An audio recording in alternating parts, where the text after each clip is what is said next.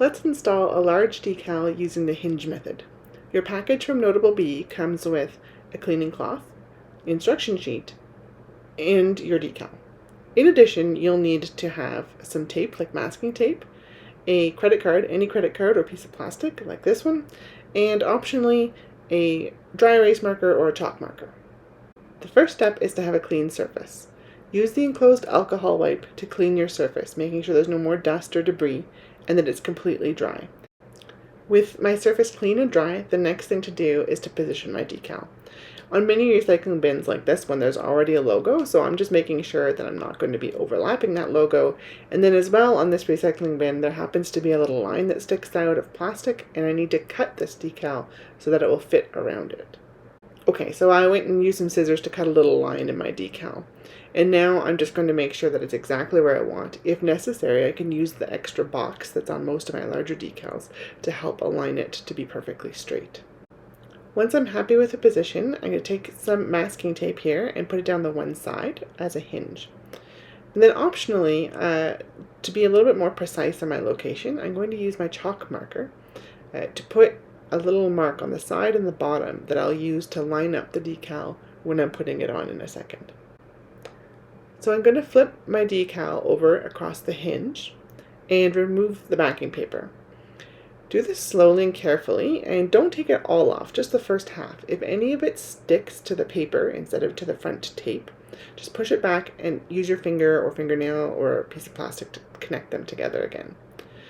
Fold or tear the paper so that you have about half of the decal exposed. Now that I have about half of my project exposed, I'll fold the decal back over the surface. And using my fingers, I start at the hinge side and I push the decal onto the surface. I'll also take my credit card and smooth it all tightly against the surface using overlapping strokes. Now that the first half's done, we flip it over and take the paper off, and touching just the clear tape, not the decal, pull it a little bit so that you can line it up with your registration marks. Now we want to start actually pushing from the middle, not the edge, so that we keep going with the part that was already attached and we don't introduce bubbles. Same as before, overlapping strokes to make sure that you get it all nice and tightly applied. The only thing that's left to do now is to remove the transfer tape. I like to start at the corner farthest from me. I just fold the tape back and then roll it back carefully against the project surface. If anything sticks to the transfer tape or is pulling up, just rub it through the transfer tape and back onto the surface. This can be a slow process. It's okay, just take your time.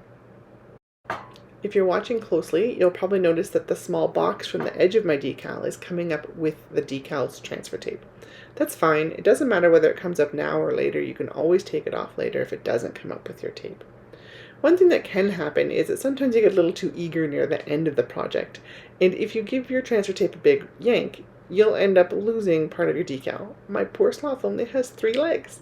So to fix it, I'm just going to take the transfer tape and line it up as best as I can, and using the edge of my fingernail, I'll just rub that leg piece back onto the surface, and I'll be a little bit more careful removing the transfer tape this time.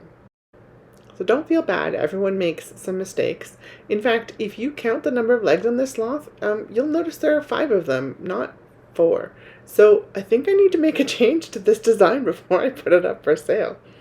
In any case, all that's left for me to do at this point now is to smooth it out a little bit further with my fingernails on my card and any bubbles that I see to make sure that they get pushed out to the side. And because this particular item, this recycling bin, has a little bit of a fold to it, I'm going to need to push a little bit harder right against where the number 1 is to get it nice and tight against the surface.